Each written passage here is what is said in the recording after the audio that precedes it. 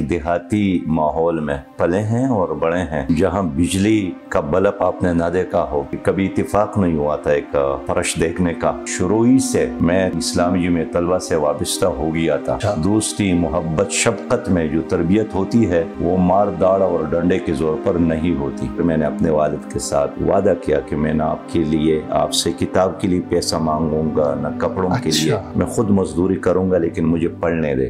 چھٹیوں کے دوران مزدوری کرتا تھا تاکہ اپنے ہاسٹل کے اخراجات، کپڑوں کے، کتابوں کے اخراجات پورا کروں۔ میرے والد کا مجھ پر احسان ہے کہ اس نے مجھے پڑھنے دیا۔ السلام علیکم ویورز، حسن نثار آفیشیل چینل کے ساتھ میں ہوں ابن صحرا۔ ویورز، آج ہمارے ساتھ جماعت اسلامی کے امیر سینیٹر سراج الحق صاحب موجود ہیں۔ السلام علیکم سر۔ جی وعلیکم السلام ورحمۃ اللہ۔ سر، آپ کا تعارف سورج کو چراغ دکھانے کے مترادف ہے، تو میں بات شروع کرتا ہوں آپ کے بچپن سے۔ آپ کی پیدائش ایک دور افتادہ گاؤں میں ہوئی اور ہوش سنبھالا تو گھر کے حالات کو کیسے پایا آپ نے؟ بسم اللہ الرحمن الرحیم۔ جس طرح پاکستانیوں کی حالت ہوتی ہے، اس لیے کہ ہم اس دھرتی کے رہنے والے ہیں، خلا میں تو نہیں رہتے ہیں۔ اتنا فرق ضرور ہے کہ ہم ایک دیہاتی ماحول میں پلے ہیں اور بڑے ہیں، اور ظاہر ہے جب ایک ایسا ماحول ہو جہاں آپ نے سڑک کہیں نہ دیکھا ہو، جہاں بجلی کا بلب آپ نے نہ دیکھا ہو، بلکہ پہلی بار جب میں دیہات سے شہر کی طرف آیا اور ایک مسجد کا فرش میں نے دیکھا، میں حیران پریشان ہوا کہ اتنا عظیم اور پلین اور ہموار پتھر کہاں سے یہ لوگ لائے ہیں، اس لیے کہ کبھی اتفاق نہیں ہوا تھا ایک فرش دیکھنے کا۔ تو ایک اس وقت عمر کیا تھی آپ کی؟ 100% دیہاتی ماحول میں ہم پلے ہیں، بڑے ہیں، اور یہ تو میں یعنی ظاہر ہے یہ ایک ایسا دور تھا جہاں ہم شاید اسکول میں داخل ہوئے تھے، لیکن جب شہر کی طرف آئے تو ہر چیز ہمیں بہت عجیب لگی۔ تو بہرحال جس طرح ہمارے انتہائی دیہاتی ماحول ہے، گوٹھوں کا ماحول ہے، اور یا بارڈرز پر رہنے والے لوگوں کا ایک ماحول ہے، تو وہی ماحول میرا بھی تھا۔ بالکل صحیح ہے۔ جب آپ نے فرش دیکھا پکا، ہموار، شاندار، تو اس وقت آپ کی عمر کیا تھی؟ اس وقت شاید میں اسکول میں داخل نہیں ہوا تھا، لیکن والد صاحب کے ساتھ آیا تھا ایک قریبی شہری علاقے میں۔ اچھا۔ تو جب ہم مسجد میں گئے تو مسجد کے لوگوں نے یہی پوچھا کہ آپ کے گاؤں میں اتنا خوبصورت اور ہموار پتھر ہے؟ میں نے جب چاروں طرف دیکھا تو نفی میں سر ہلایا کہ پتھر تو ہیں بڑے بڑے، موٹے موٹے، لیکن ایسے ہموار نہیں ہیں۔ اور یہ بہت بعد میں مجھے پتہ چلا کہ یہ تو ریت اور سیمنٹ کا ایک مجموعہ ہے جس کو اس مستری نے محنت کر کے ہموار کیا ہے اور اس سے فرش بنائے۔ جی، آپ کے والد کیا کرتے تھے سر؟ میرے والد صاحب تو بنیادی طور پر ایک معلم تھے، ایک دارالعلوم میں پڑھاتے تھے، اور ہندوستان اس زمانے میں گئے تھے، اور دارالعلوم دیوبند سے فارغ التحصیل تھے، اور وہاں سے واپسی کے بعد بس اس نے کوئی اور کام نہیں کیا، پڑھانا ہی کا کام شروع کیا تھا، اور زندگی کے آخری لمحے تک پڑھاتے رہے۔ تو بہن بھائیوں کی تعداد کتنی تھی آپ کے؟ میرے 2 بہنیں ہیں اور ہم 4 بھائی ہیں۔ اچھا، تو آپ کا نمبر کیا ہے؟ میں سب سے بڑا ہوں۔ سب سے بڑا۔ اچھا، والدین میں سے جذباتی وابستگی کس کے ساتھ تھی آپ کی؟ یہ تو ایک نیچرل ہے کہ ہر بچے کی جذباتی وابستگی جو اس کے لیے کل کائنات ہوتی ہیں وہ ان کی والدہ ہوتی ہے۔ جی بالکل۔ جن کی دودھ سے انسان کی نشو و نما ہوتی ہے، جن کی پیار اور محبت اور تربیت سے انسان کی تربیت ہوتی ہے، تو ظاہر ہے کائنات میں ایک تو خالق کائنات ہے، اور اس کے بعد اللہ تعالیٰ نے ہر انسان کو، خواہ مسلم ہے غیر مسلم ہے، جو چھتری دی ہے، ایک شجر سایہ دار دی ہے، ایک رحمت کا اور ایک مہربانی کا، جس کا کوئی گہرائی تک نہیں پہنچ سکتا ہے، وہ ہر انسان کے لیے اس کی ماں ہے۔ اور ماں کے دل میں بھی یہ محبت اللہ تعالیٰ ہی نے ڈالا ہے، بے شک، تاکہ وہ نئی نسل اور انسانیت کی پرورش اس طرح کرتے رہے۔ آپ کے والد صاحب معلم تھے، اور آپ کا ظاہری طور پر گھر کا جو ماحول ہے وہ مذہبی ہوگا۔ دیکھیے، یہ میں نہیں سمجھتا ہوں کہ مذہبی اور غیر مذہبی ماحول کیا ہوتا ہے، لیکن ایک مسلمان معاشرہ ہے، صحیح، جہاں نماز کی پابندی ہے، جہاں صبح سب لوگ مل کر قرآن کریم کی تلاوت کرتے ہیں، جہاں بڑے چھوٹوں پر شفقت کرتے ہیں، چھوٹے بڑوں کا احترام کرتے ہیں، جہاں رشتے ہیں والدین کے ساتھ، نانا نانی کے ساتھ، دادا دادی کے ساتھ، بانجا بانجی کے ساتھ، بھتیجے بھتیجے کے ساتھ، چچا چچی کے ساتھ، اور اس طرح ایک اور دور تر جا کر ہر ایک کا ایک خاندانی تسلسل ہوتا ہے، جہاں ایک قریب ایک مسجد ہوتی ہے جہاں لوگ جاتے ہیں۔ عمومی طور پر ہم سے تھوڑا مسجد دور تھا، تو عصر کے بعد ہم جاتے تھے اور مغرب وہاں پڑھ کر اور عشاء کے بعد آتے تھے۔ یہ تقریباً پورے گاؤں کا ایک روٹین تھا، اور ظاہر ہے جب ہم 2-3 گھنٹے مسجد میں گزارتے تھے تو وہاں بازار کی قیمتوں سے لے کر ملک اور بین الاقوامی ماحول پر تبصرے ہم سنتے تھے جی، اور ایسے میں اگر کوئی کام کسی کو درپیش ہو تو ظاہر ہم بچے ہوتے تھے، ہم ہی حکم دیتے تھے، مثلاً فوری جا کر گرم پانی لائیں، یا مہمان مسجد میں آیا ہے تو جا کر اس کے لیے چائے تیار کر لائیں، تو یہ کام ہمارے ذمہ ہوتا تھا۔ واہ، آپ اپنے والدین کی سب سے بڑی اولاد ہیں، تو چھوٹے بہن بھائیوں پر پدرانہ شفقت آپ کی؟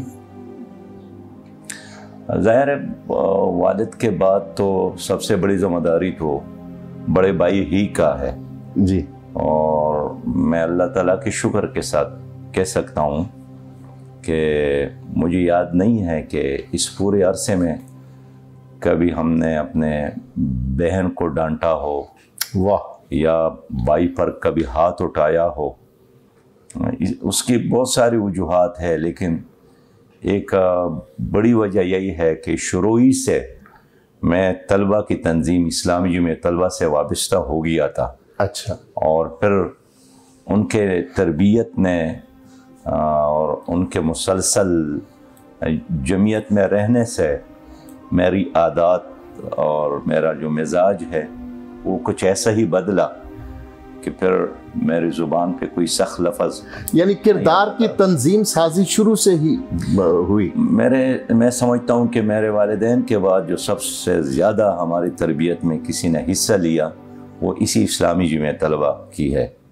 بالکل صحیح ہے۔ تو بہن بھائیوں میں سے کسی سے دوستی، بہت قربت ایک ہوتا ہے نا، کسی ایک کے ساتھ؟ ایک نیچرل چیز ہے کہ اگر سب سے چھوٹا بھائی ہے تو اس سے زیادہ محبت سب کی ہوتی ہے، وہ لاڈلا ہوتا ہے۔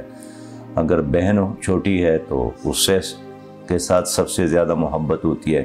ہر گھر میں یہی ہوتا ہے۔ میں یہ نہیں کہتا ہوں کہ میرے گھر ہی میں تھا، لیکن بہرحال ہمارے گھر میں جو ہمارا بھائی ہے وہ سب سے ایک چھوٹا بھائی ہے، تو ان کے ساتھ سب کی محبت تھی۔ اچھا، تو بچپن کا کوئی یادگار واقعہ سر کوئی جو کرتاسے ذہن پر ہو؟ ظاہر ہے بہت سارے واقعات ہیں، آدمی بیان کرنا چاہے تو جتنی زندگی لمبی ہے اتنے واقعات اور داستان کوئی ایک واقعہ شیئر کریں جو؟ لیکن میں صرف ایک واقعے کے طور پر ذکر کروں کہ ہمارے والد صاحب سن کے معلم تھے تو ہمیں مارتے بہت تھے۔ اچھا، اور اس مار کی وجہ سے ہم ہمیشہ یہی سوچتے تھے کہ کاش کوئی ایسا لمحہ ملے کہ ہم اسکول سے بھاگ جائیں۔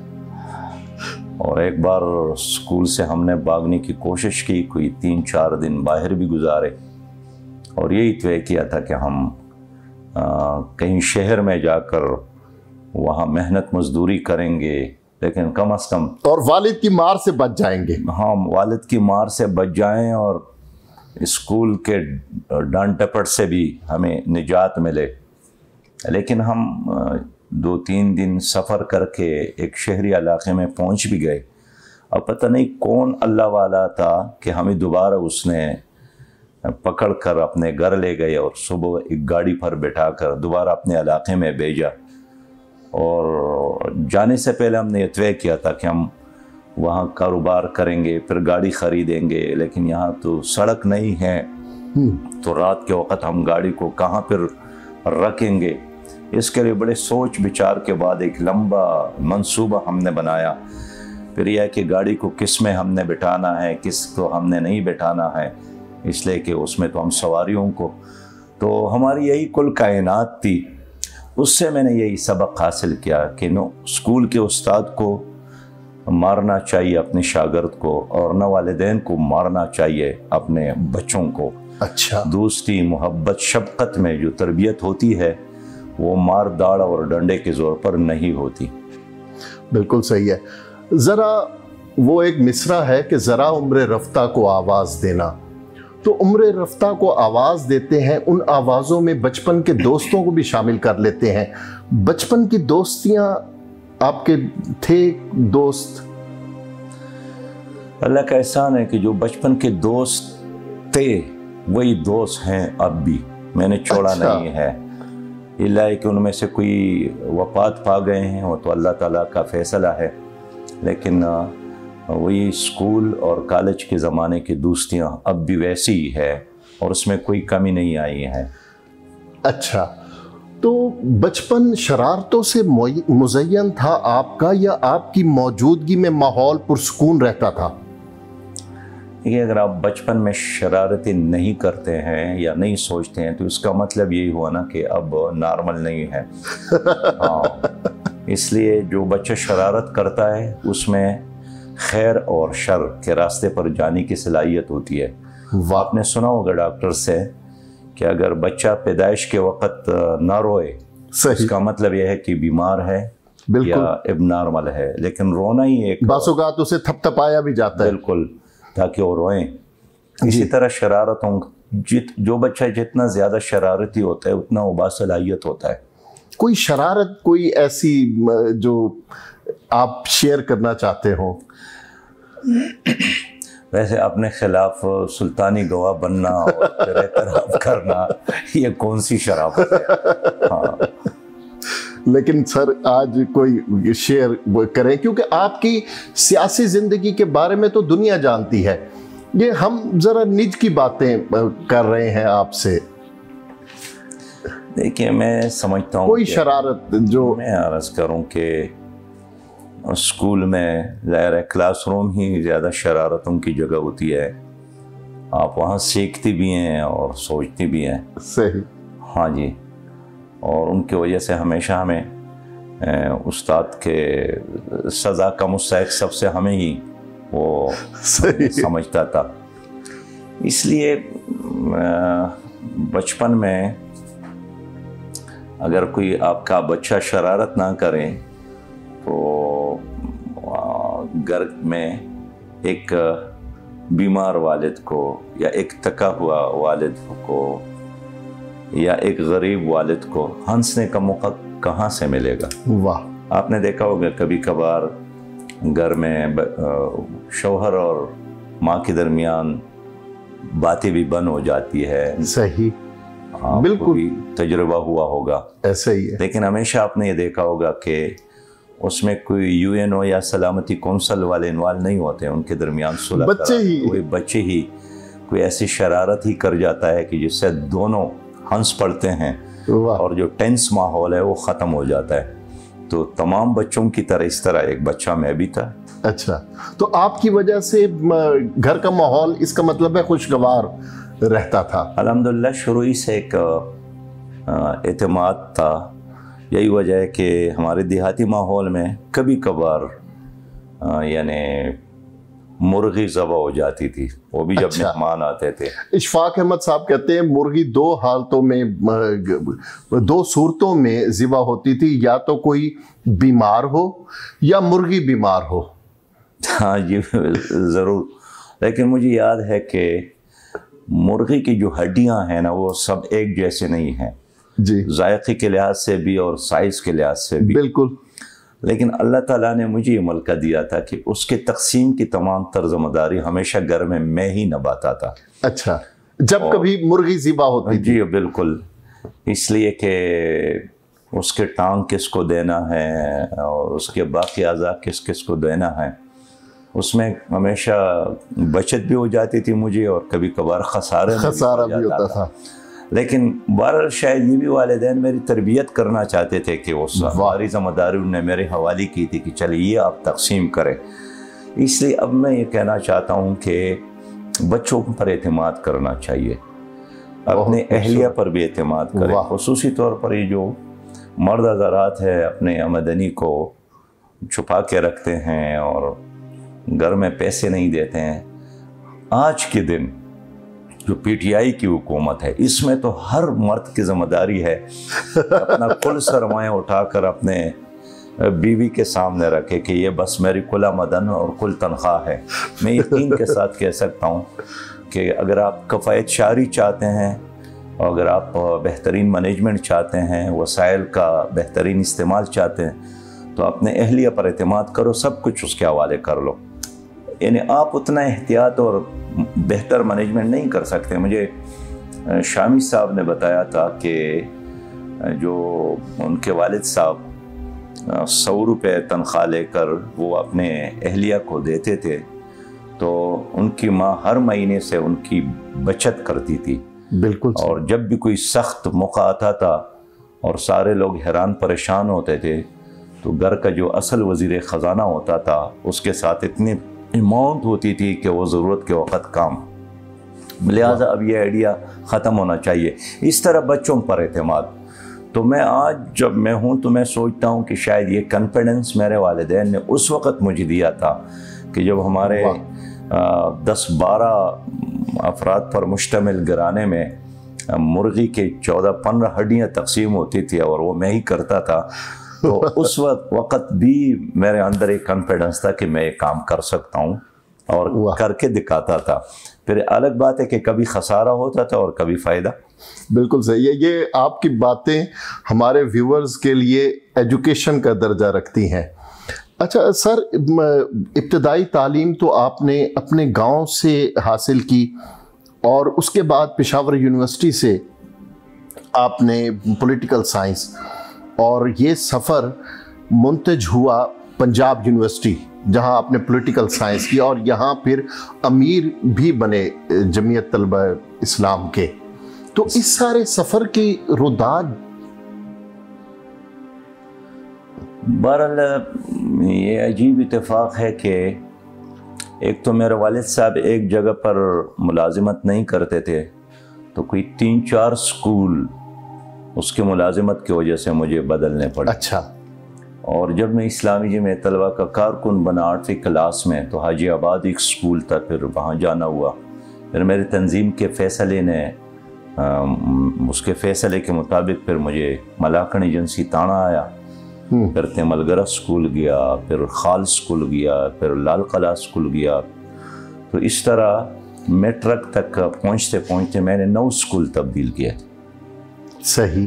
اور پھر اس طرح کالجز بھی، government college Mardan, government college Timergara, government college Peshawar, اور 3-4 کالجز تبدیل کیے۔ پھر اس طرح یونیورسٹی میں پہنچا تو خیبر اللہ کالج میں 2 سال گزارے، پھر وہاں بی ایڈ کیا ایجوکیشن کالج سے، پھر ایم ایڈ کیا آپ کے پنجاب یونیورسٹی سے، اور الحمدللہ بخیر و خوبی وہ سفر مکمل ہوا۔ تو بہت سارے کالجز اور بہت سارے سکول میں پڑھنے کا مجھے موقع ملا، گھاٹ گھاٹ اس لحاظ سے میرے کلاس فیلوز بھی بہت زیادہ ہے۔ اچھا سر، ماحول کا کیا فرق پشاور یونیورسٹی اور پنجاب یونیورسٹی؟ دیکھیے اسکول کے ماحول میں تو فرق ہے، لیکن یونیورسٹیوں میں زیادہ فرق نہیں ہے. اچھا. ہر جگہ ویل کوالیفائڈ اساتذہ ہے. صحیح. اور ایک خاص پروٹوکول ہے یونیورسٹیوں کا. یہ الگ بات ہے، کہیں کوئی ایجوکیشن ہے، کہیں کوئی ایجوکیشن نہیں ہے. صحیح. ہاں، لیکن میں نے جو پنجاب یونیورسٹی میں وقت گزارا ہے، یہاں کے اساتذہ کے ساتھ ایک بہت قریبی تعلق رہا. صحیح. ہاں جی. اور اس کی وجہ شاید یہی ہے کہ ادھر مجھے کچھ زیادہ موقع ملا ہے. پشاور یونیورسٹی کے لا کالجز میں اور ایجوکیشن کالج میں پڑھنے کا موقع ملا، لیکن اپنی ذمہ داریوں کی وجہ سے بہت کم آنا جانا ہوا. اچھا. بیٹا تھا تو ہمارے ایک پروفیسر تھے، مفتی صاحب اس کا نام تھا. تو اس نے مجھ سے پوچھا کہ آپ مہمان آئے ہیں. میں نے کہا کہ سر میں آپ کا شاگرد ہوں. تو وہ بہت حیران ہو گئے. تو لیکن جب میں آتا تھا تو پہلے قطار میں بیٹھتا تھا اور ان کے ہر بات پر سر ہلا کر رسپانس دیتا تھا. تو مفتی صاحب نے ایک بار مجھے کہا کہ آپ بہت ڈینجرس آدمی ہیں. اچھا. میں نے کہا سر کیسے؟ انہوں نے کہا کہ 6 دن تو نہیں آتے ہیں، اور جب آپ کے خارج کرنے کا دن ہوتا ہے اسی دن آپ حاضر ہو جاتے ہیں. اور پھر سر بھی ایسے ہلاتے ہیں کہ جس طرح بہت تابعدار، وفادار اور ایک ریگولر اسٹوڈنٹ ہے. لیکن یہ الگ بات ہے کہ الحمدللہ اس سب کچھ کے باوجود اپنے ایجوکیشن کیریئر بھی شاندار رکھتے تھے. اچھا سر، اہلیہ کا شریک حیات کا انتخاب آپ نے خود کیا یا والدین نے یا بہن بھائیوں نے؟ کس طرح؟ 100% والدین نے کیا. اچھا. ہاں. اور میں یہ بھی واضح کروں کہ اللہ کے بعد والدین سے کوئی زیادہ مہربان نہیں ہے اپنی اولاد پر. واہ. ہاں جی. سچی بات یہ ہے کہ یہ ہستیاں ماں اور باپ ایسی ہیں، سبحان اللہ، شمع کی طرح اپنے آپ اور اپنی ذات کو ختم کر کے دوسروں کو روشنیاں دیتی ہیں.